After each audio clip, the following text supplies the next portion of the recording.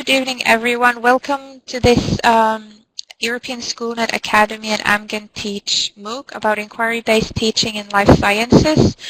Today we'll have a Teach Meet with different speakers.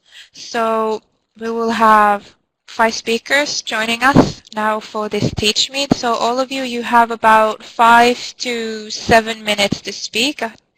And after everyone has presented, we will do a little question and answer session at the end. So we can go ahead and start. So Yogesh, are you ready? Yeah, I have your slides here. So you can move them from the arrows at the bottom.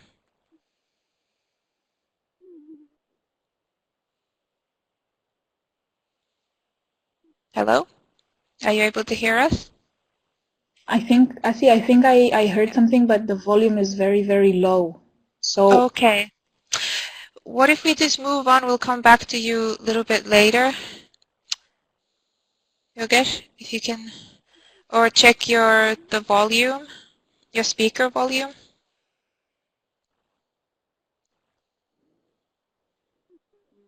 I think we can hear you, but it's very low. The volume is very, very low.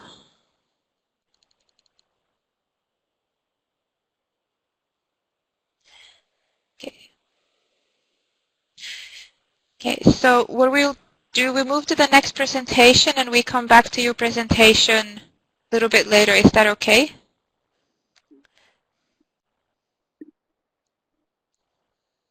Is that fine? Okay.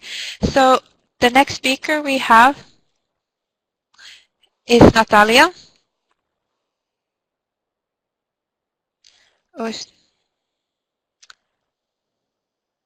Natalia, are you ready? Or should it be Orania? Just a second.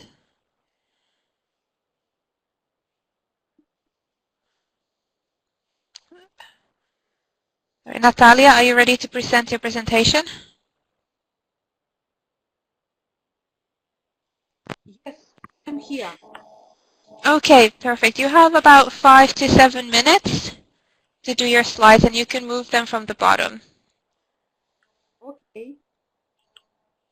Okay, and you can turn on your camera as well so everyone can see you.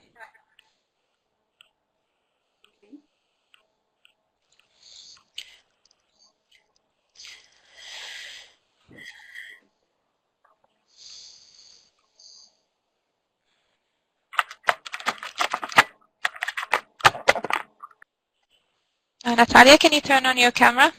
Or you can start your presentation as well.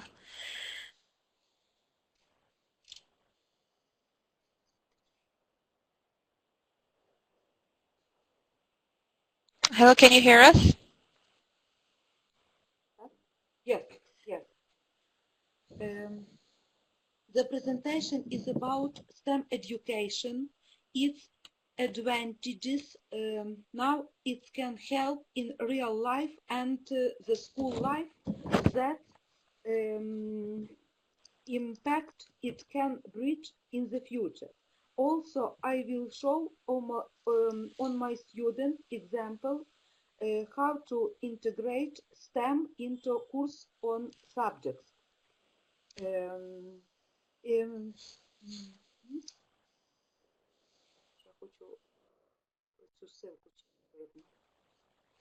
You can switch the slides from the bottom. There's the... Oh, thank you, thank you. My strategy creating a positive image of science, in interesting science literacy, new education design. Here you can see some examples of my student activity at lesson. Some more pictures from different activity. By taking part in all these projects, we get recognition and gratitude on the international level.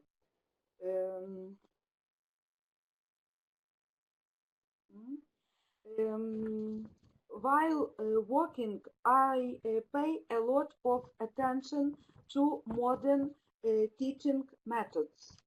It is necessary to create conditions under which children acquire the ability to use knowledge to solve a wide range of tasks that are practical, personally significant. I think that STEM education is very important for modern teachers. Here you can a better look at that STEM education consists of. Thanks to the STEM education, students get lots of important knowledge and experience and are being prepared for the adult life. I guess a modern teacher should happy no, and that you know you watch in this slide. I think that a really good lessons in is the one that make students happy. Find your own way to make our children happy. Thank you. Okay, thank you very much, Natalia, for your presentation. If you have any question, not sorry, very good because in this presentation you you can see information that I want to the you see want to demonstration.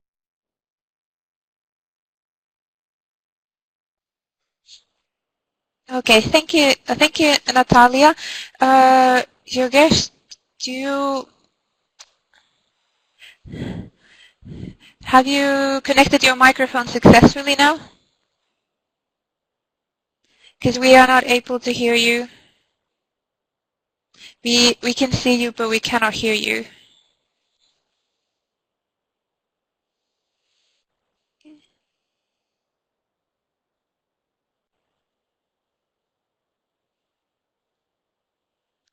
Yeah. Hello, Yogesh, can you hear us?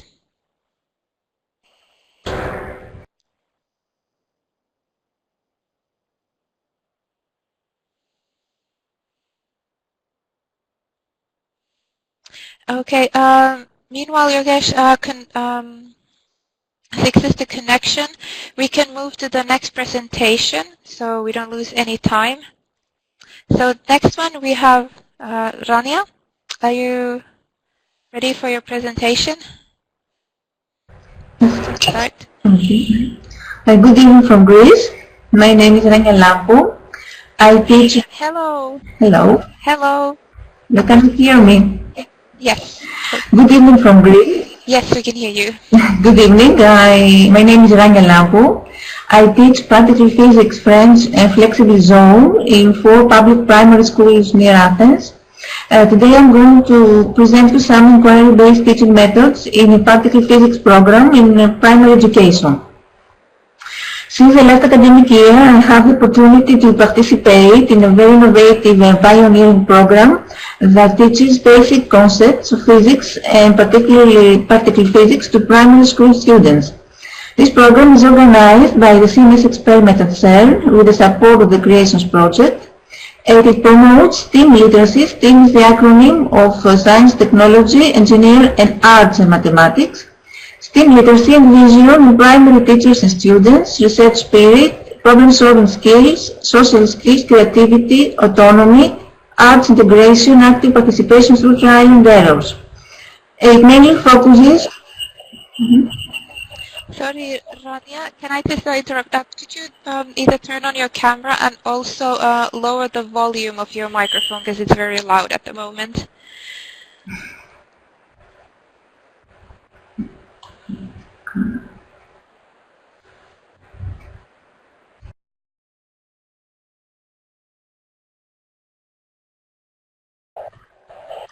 Now it's better? Can you hear me? Yes, we can. It's better now? You're still a bit loud, but it's fine. If you can maybe turn on your camera, I think it would help with the experience. Microphone wise, I think we can all just. Now it's okay? It's absolutely perfect. It's better, okay. Now it's really perfect, yes.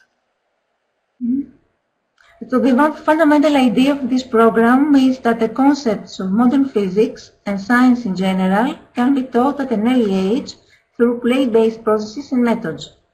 It supports a cross-thematic integration, interdisciplinarity, because a wide variety of subjects and disciplines were involved, such as astronomy, physics, chemistry, mathematics, philosophy, arts, theater, music. And the main aim of this program is to familiarize teachers and students with modern physics. It is noteworthy to say that my school's projects have won the first prize in the category of primary education among 15 countries in the international competition Particle for You, organized by the International Particle Physics Outreach Group. And another prize was an Educational Innovation Award at the European Contest of the Maker Education Challenge. The program is based on 5 thematic sessions: cosmology, elementary particles, an introduction to CERN, past, present, and future, accelerators and detectors at CERN, and then technological applications, and finally creativity zone. The inquiry is based on the following scientific model. Phase 1. Students investigate a scientifically oriented question. We introduce the subject. Phase 2. Students give priority to evidence via dialogue, usually. Phase 3, students analyze evidence. Phase 4, students formulate an explanation based on evidence. Phase 5, students connect explanations to scientific knowledge. Phase 6, students communicate and justify explanation. Our instructional design was based on a mixed model that integrates elements from various learning theories and methodological approaches, such as the inquiry teaching model, constructivism, cooperative learning, 4 leading approaches such as project-based learning, problem-based learning, challenge-based learning, and the 5E model of instruction: engage, explore, explain, elaborate, evaluate. How we can also combine inquiry and creativity. Students use everyday materials, so they perform the construction, artistic representation, arts and crafts, so they become easily familiar with complicated scientific concepts. They become innovators and creators. For instance, the CMS detector was depicted in many various and creative ways. For example, with wood, with paintings, with Lego, with dessert and collages. You can see the pictures here. High technology machines such as 3D printers were used, and a wide variety of digital tools. Our teaching proposal for sensory printing has won Education Innovation Award. Students have created a 3-dimensional timeline depicting the history of particle physics. They have simulated CMS experiment with lead-laser circuit and lead-flash circuit. They have created also a complete course on particle physics using flashcards and games. We have organized a radio show on the European School Radio about women physicists and other interactive activities. At this point, I would like to say that this participation, that this program was a double challenge for me. The first challenge is that I am French teacher, so I did not possess the necessary background. So I had to study a lot in order to better prepare myself.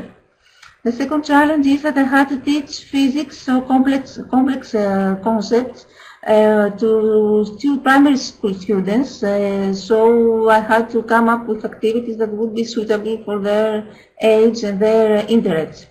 But my main concern, the main concern of the program is to not to assess the knowledge of students, but to make them actually love physics, to make them, to imbue them with love for physics. Finally, let me say that the teaching implementation of this program provided students with a wide variety of opportunities to unravel their latent capabilities and strengths. Students became more open to science and science-related careers.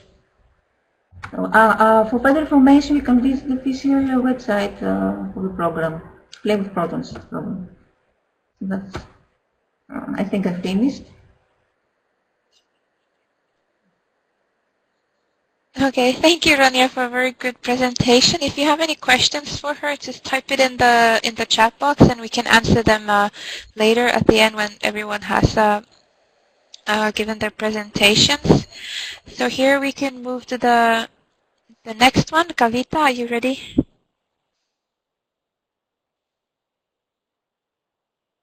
Hello, Kavita.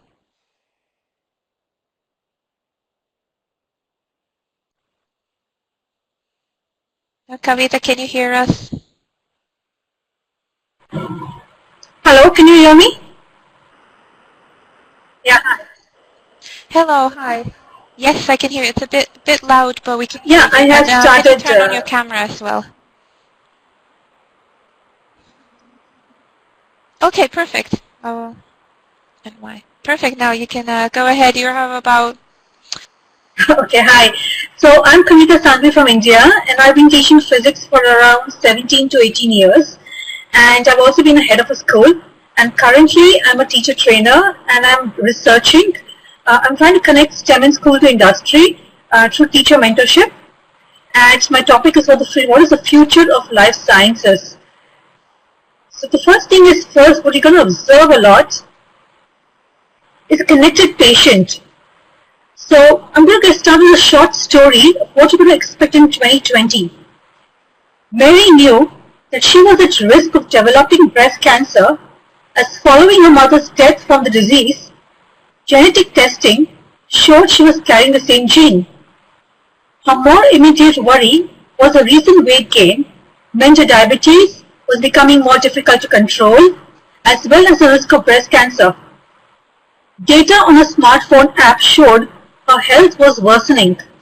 What's more, her diabetic nurse specialist had messaged her every 2 weeks for the last 3 months to get her to come in based on the continuous streaming of her data, health data, including her home weighing machine, to a health record. So we are going to be so highly connected in 2 years' time. So by 2020, individuals are better informed about the genetic profile, the diseases they might have, and availability of healthcare. The healthcare organization will engage with patients through social media. Online patient communities will have grown exponentially. Now, another thing that we're going to witness a lot is the 3D printing in life sciences. In fact, this industry is expected to grow to approximately 6 billion by 2024.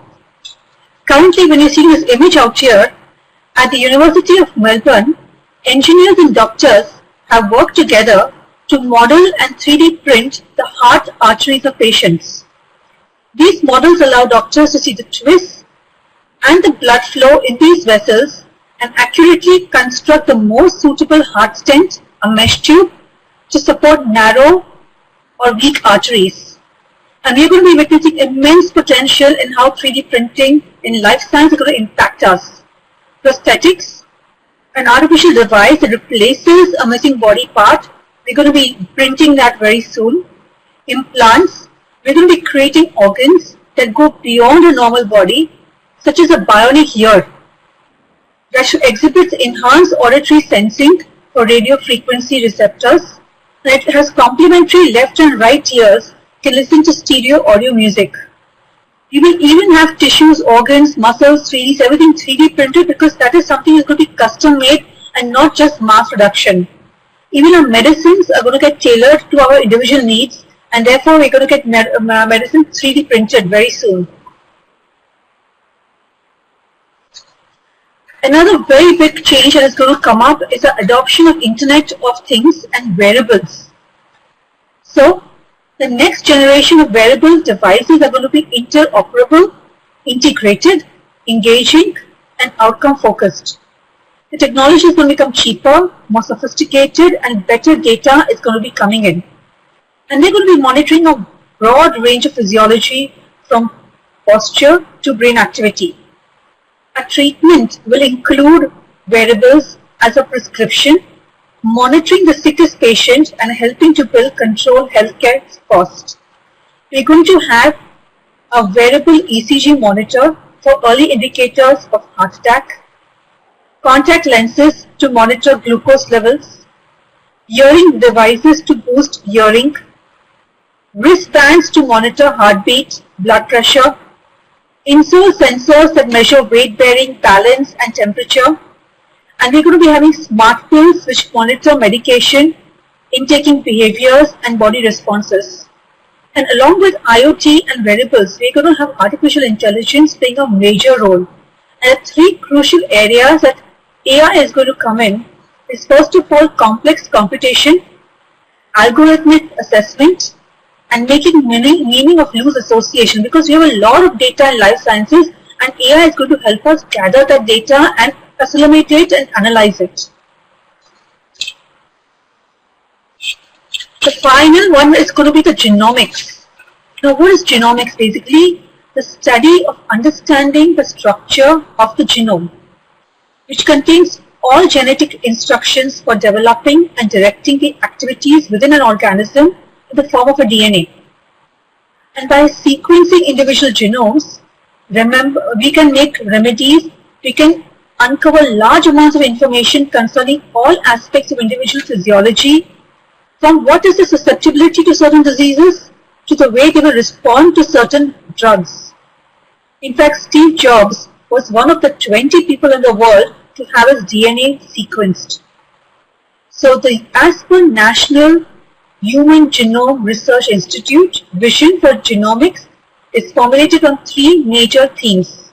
The diagram here shows you that the first one is going to be genomics to biology, which is going to cater to health and society.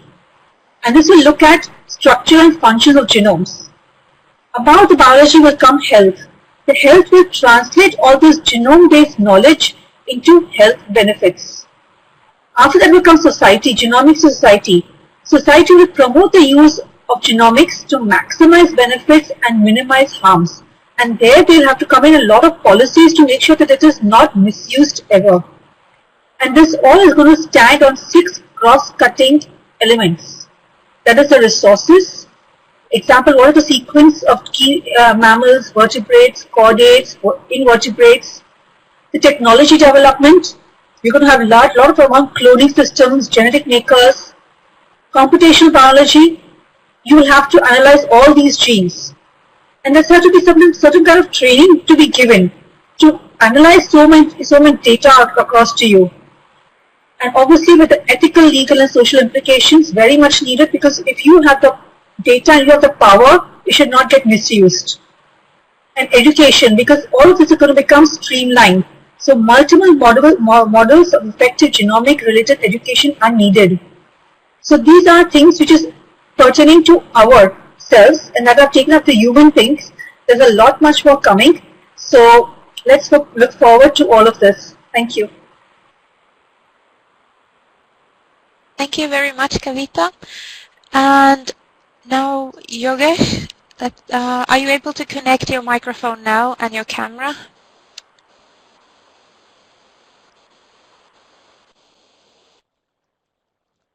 Yeah, I Okay, think perfect. right Yes, now can see you. Can you talk? Can we hear you? Hello? Yeah, hello. Hello, everyone. Hello. Hello. Let me just go to your presentation. Yeah. Is it this one? Hello, everybody. Yeah, this is my presentation, and I am Yogesh Kumar, and I am from India. In India, I am teaching biology for the past 20 years, and along with teaching, I have joined so many assignments, and today I am going to talk about inquiry-based teaching, which is a very important and interesting aspects of teaching. Generally, we don't use this inquiry method in our context. We simply use this lecture method or other methods, but nowadays this inquiry based teaching, it is coming, and students they are taking interest in this method of teaching, because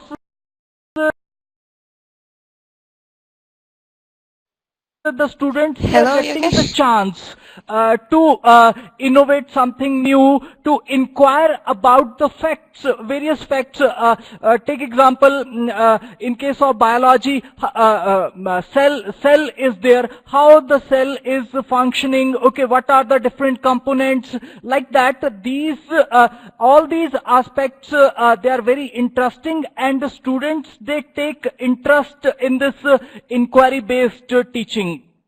Simply, I talk about this inquiry-based teaching, that in this teaching, student is motivated to inquire something new. Okay. Now, a new knowledge, it is gained, and that complete process, it is assisted by the teacher. First of all, in this method, you can say teacher identifies the issue or the problem, and then provides some hint or that sort of thing for points to work to gain the knowledge. And simply that inquiry-based teaching, that is a part of, we can say, problem-based teaching. And generally in that we are using small projects, and also important thing, research factor, which is nowadays a important part, that is also included in this inquiry-based teaching. And along with the teaching, we are inculcating so many things, so many skills among the students, and because of this reason, this type of teaching, it is a very important nowadays in the present scenario.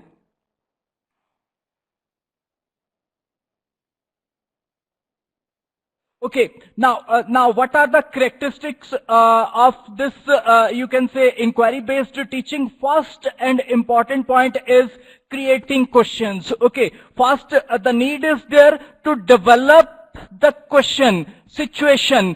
On that situation, students, they can work, they can find out the solution of that situation, and that situation must be explained on the basis of evidences. Okay, and in this type of teaching, investigatory project is taken, and that is connected with the knowledge. Argument is there, pros and cons of a situation, that is taken into consideration. And so that complete process consists of, first of all, developing questions or the situation, then making observation about that, finding the facts about the situation. This is important, recording the observation about a process, a phenomenon, and on the basis of that, inference is drawn after a collection of data, analysis of data, and interpretation of data. So these are the points in this inquiry-based teaching. We can say it is characteristics of inquiry-based teaching. The teacher, it is playing a very important role in this type of teaching. In the multiple formats, we can do this inquiry-based teaching. Field work we can do, case studies we can do, investigations, group projects, as well as individual projects we can assign to the students. like that.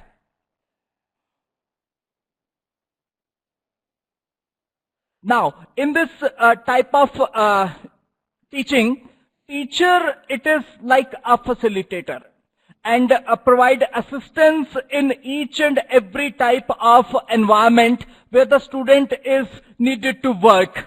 First, depending upon the requirement or the needs of the students, the teacher places the central idea and just develop a perfect situation, perfect questions, generally open-ended questions, and provide a platform for the students to work on that thing. And just students, they work on that line and they connect the knowledge with the experience. And in this way, they are getting the new knowledge, which is important. Not only the subject matter is concerned, but also with the practical aspect, the life aspects, the life skills, which are very important nowadays as far as students are concerned. So because of this reason, this inquiry-based teaching, it is preferred, and I am a full supporter of this inquiry-based teaching.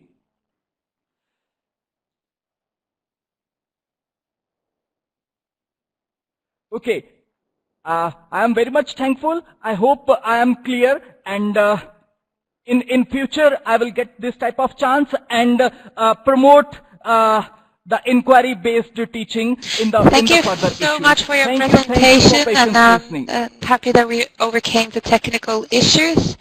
So if you have any questions for your guys as well, you can just type them in the chat box and we'll answer them afterwards. So now, Takao, you can your presentation now.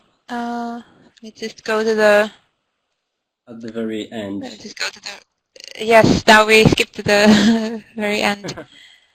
Oh, there you go. Oh, there you go. Okay. So, can I begin? Yes, you can begin, and then at the end we can do all the questions and answers that the participants may have. So, thanks for giving me the opportunity to share.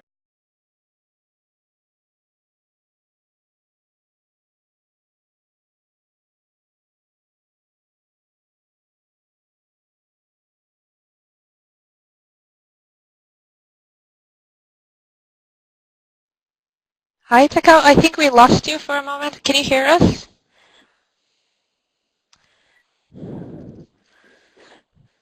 Okay, so we lost Takao for a moment. Can you hear us? Because you are now you're frozen.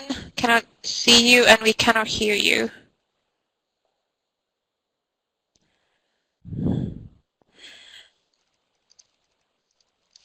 Hello, can you hear us? Okay, so apologies, a little technical difficulty, but I'm sure Takao will be us just in a minute. Just wait. At the moment, does any of you have any questions to the presenters? If you have any questions, you can type them in the chat box, and we can answer them as well. Apologies for the delay. We'll just wait until Takao comes back. I would just like to add, this is Theodora. I would just like to add that for maybe for those of you who have been on the Facebook group of the inquiry-based teaching in life sciences MOOC, you might have seen that Takao is actually one of the moderators for this course. So he's you can also check out some of the summaries that he has prepared. You can see that on the forum of the course. And unfortunately, we don't have here today with us our other course moderator, Eva. But maybe for future instances, she'll be able to to present as well. But if you do have questions for any of the participants or Takao himself, just write them in the chat, and I will address them at the end. Okay. Thank you. Theo will just wait a few more moments. He should be joining us very shortly.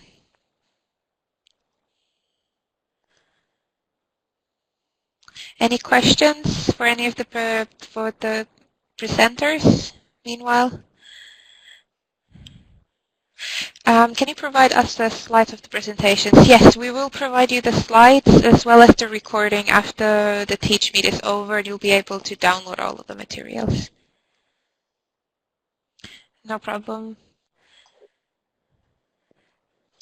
Just to make a small addition, I think I may have pronounced the name wrongly of our other course moderator, so it's Ivona. I think I said Eva maybe, but it's Ivona. She's also here with us now. Sorry. Yes, and Takao, yeah, and hi Takao, you're back here with us. Yes, you're back. Hello, welcome. Okay.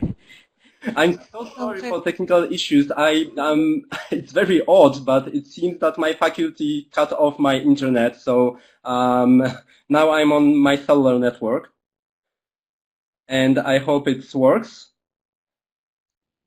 It's perfect. Yeah, we can hear and see. Yes, we can see and hear you. Yes. Okay, no problem. Going back to the main topic today, of my presentation, I want to share you my ideas how to make student data more scientific in the classroom. So, because I'm a molecular biologist, my main concern is that when you teach, for example, zoology or botany, you can always show some things that can be visible without, using any sophisticated equipment. In molecular biology, the main problem is that these processes are invisible by eye. So that's why we use sophisticated methods to visualize some processes that are happening in test tube, for example. And I think already Urania today mentioned about the building, for example, the model of the detector from everyday material. I think the using everyday materials in the education is very good for students because they see some connections between daily life and scientific research. So that's why I chose one of the very biotechnological products, which is the washing powder. Probably everyone using the washing powders notice that they oftenly contain some enzymes like lipase or protease, and it's very nice to have some elegant model to investigate the processes that are taking part in the test tube. So that's why I chose one of the enzymes oftenly contained in washing powders, namely protease, to trace its activity in the test tube. If you have some enzyme, you probably should have also very good substrate for this reaction. So that's why I propose to use skim milk, which is powdered, and easily you can adjust concentration. And it's basically, the proteins that are contained in the milk. So if you dissolve this skim milk in the water, you simply get the solution of the proteins that are colored in white.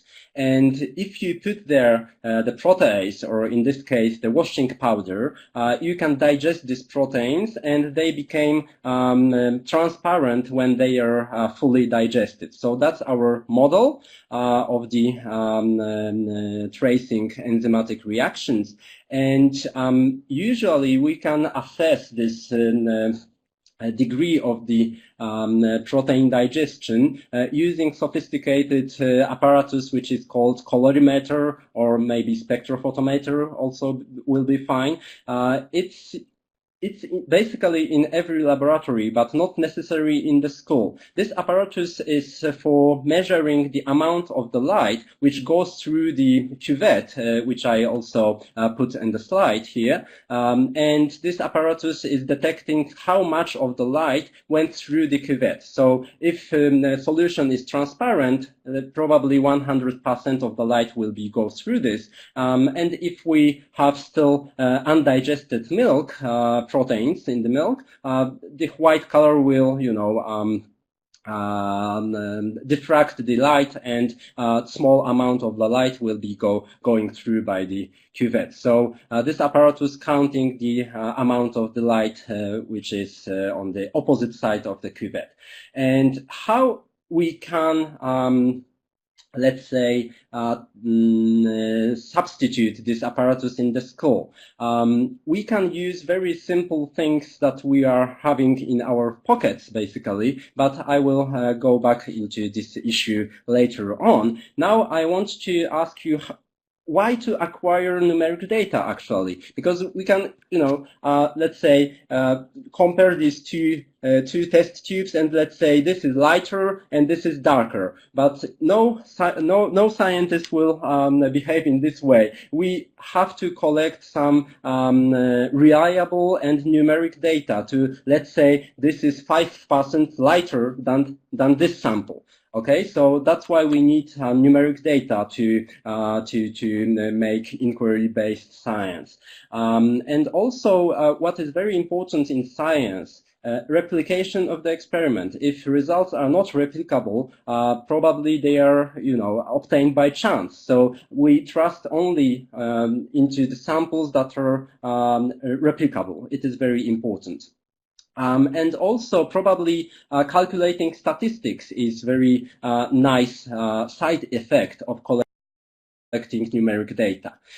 So now we are going to next slide, and here is the actual photograph that I made with my smartphone. So you can also use digital camera, for example. On the left side, you have undigested white milk in the test tube. On the right side, completely digested skim milk. Okay, so this is a truly transparent sample. And what is important in this making photograph, the background should be black you can compare that how much transparent is your sample, which is in this picture located between both left and right control samples. And how to acquire actually these numeric data, but because only taking photograph is not, it's the only beginning of the whole process. You can download scientific freeware, which is called ImageJ. It is, made by scientists for scientists, but because it is free, you can use, free of the cost. You can also download it from the website whose address is on the slide and install on your own computer. And this program is very, very nice, because if you load this picture into ImageJ program, you can analyze it in the very professional way. The only thing that or issue you should take care about is to open your image within ImageJ program. You cannot just double click the image, because it should be then it would be opened in some image viewer in the operation system. The very important thing is to open this image in ImageJ program. And then you can simply choose the straight tool indicated with the arrow on the slide, and then you should drag across the analyzed image. So that's image from the previous slide with the test tube. And next, when you choose Analyze menu and go to Plot Profile tool, the program will give you this kind of very beautiful graph. And this graph actually represents the transparency of the sample. Okay, so if you look at the very right sample, there are very low peaks that are representing the black color, and if you go more left, you get the higher peaks, which represent intense white colors. So by this means, you can notice that there are differences in whiteness in these intermediate samples that could be not necessarily noticeable on this picture. Let's say when you compare third and fourth sample from the left, I can guess that some of you would say that there is some difference in whiteness. Maybe others will not notice these differences. But on graph, you clearly show you can clearly see that third peak and fourth peak is a bit different in the height. So that's why this collecting numeric data can be very, very important. And now, next, what can we do with this numeric data? Probably your students will be satisfied that they collected really more scientific data than assessment by eye. Let's say, we can somehow see and assess by eye the blueness in this case, but when we collect the numeric data, they are really nice and more scientific. And also, as I tried to present, we can notice some differences that would be passed when we are just looking by eye. And what is important in science is that we should evaluate the differences if they are made by chance or they are replicable. So that's why we should collect multiple data and make statistics. And now we can of course, use classical calculators or import data into Excel and count some statistics. But another tool that I want to show you today is so-called R project for statistical computing. It's also a good choice to make statistics, and this is also freeware projected by scientists for scientists. And again, because it is free of cost, you can just simply go to the website and download your own copy and install on your computer. Our environment is a bit, I would say, geekish. But I am sure that some of your students, not necessarily interested in the subject like biology, would love to play with computers, or maybe they are programming. And for such students, it's I think and I believe that it's a very nice solution to get interested. So let's say we want to make a student t-test, which is very popular statistical test to assess the differences between the groups of the data. And let's say on the right table, I put some numbers obtained in the method that I presented before by using ImageJ program. And only 3 lines of simple code is enough to make the student t-test. The first line says that I prepare data container named con, like control, and I type arrow, next letter C, and brackets. In brackets, I put my data 250, 240, and so on. And I put enter and go to next line of our environment. Next, I prepare inc, the data container, which is for after 15 minutes incubation. So they are samples that are treated with our washing powder. And let's say intensity of whiteness in this case is like 90, 70, 80, or 100. And also I put or press the enter key on my keyboard. And third line just says, let's make t-test using these both groups of the data. So t.test, and I put on the in the brackets con comma inc. So I use two groups of data for calculate t-statistics. And the only thing that I should do is to press enter key again, and following lines are returned by our program. So I noted by the bold fonts the important information that p-value for statistic is less than 5%. So that means that both data are significantly different in statistical way.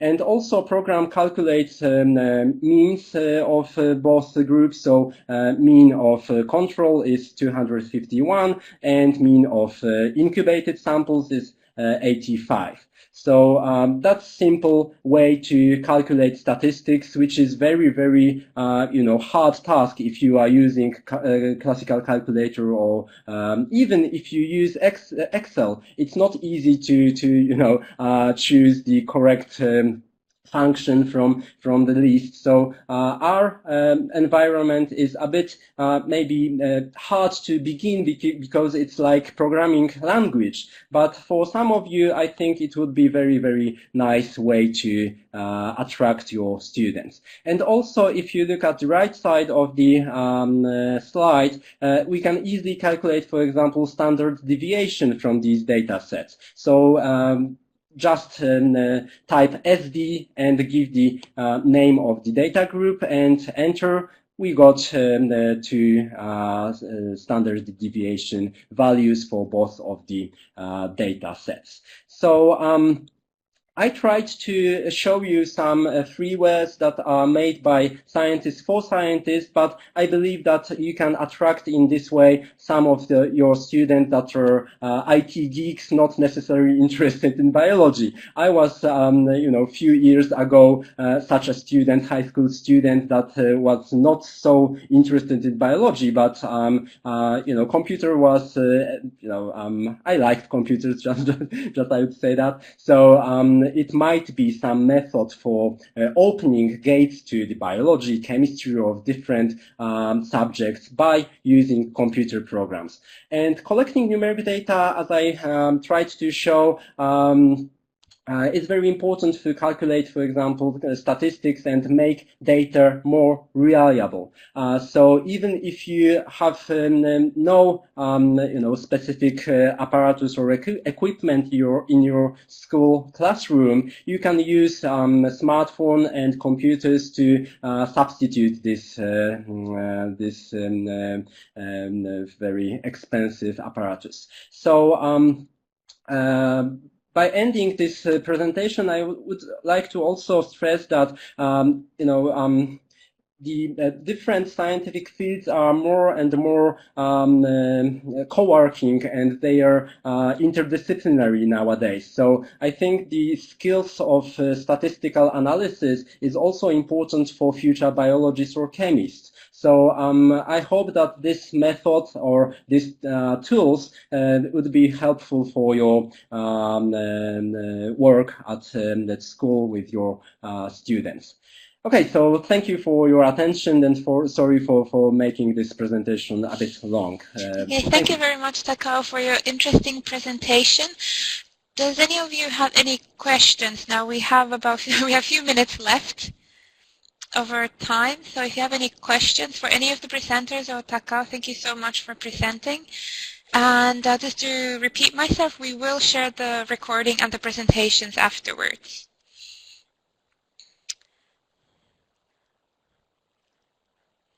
So there's one question: can we use GIMP and measure with pipette? Pipette.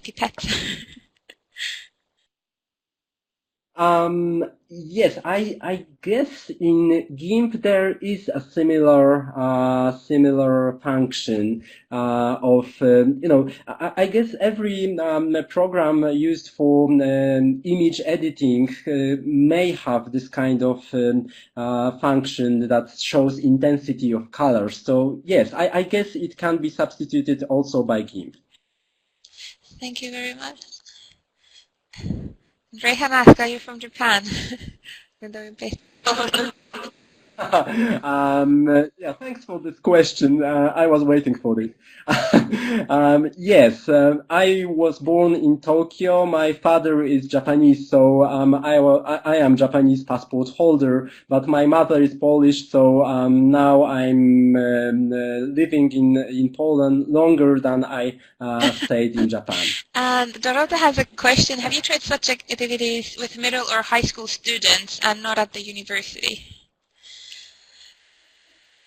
Yes, I did it with students that are taking part in some, let's say, summer school, and they were coming to our faculty, but they were, 17 or 16 years old high school students, and they yeah, it was very nice experience because they spent 2 or 3 days by collecting data, and they were absolutely amazed that they can collect such reliable data. And moreover, if you look at the washing powders, there are some colorful powders. Not every powder is white, but there are some red or green small pieces, and they are using they, divided these colorful parts depending on the color, and they investigated where, in which color enzyme resides. And they discovered that I think in red granules there are enzymes activity, and in other colorful elements of the washing powder there is no activity. And they could also calculate statistics, and it was very challenging for them and for me also, but I think it was very good experience and they learned a lot. Okay, thank you, Takao. And are there any other questions? And Iwona says she did it with students in secondary school, 16 to 19-year-olds as well. If there are any other questions, we can close this Teachmeet. I would like to say huge thanks for all the presenters, and a big thank you to Takao for presenting as well. And I think we all learned a lot during this Teachmeet. So if no other questions, I would like to say once again, thank you so much for joining us, and thank you for the presenters, and I wish you a very nice evening.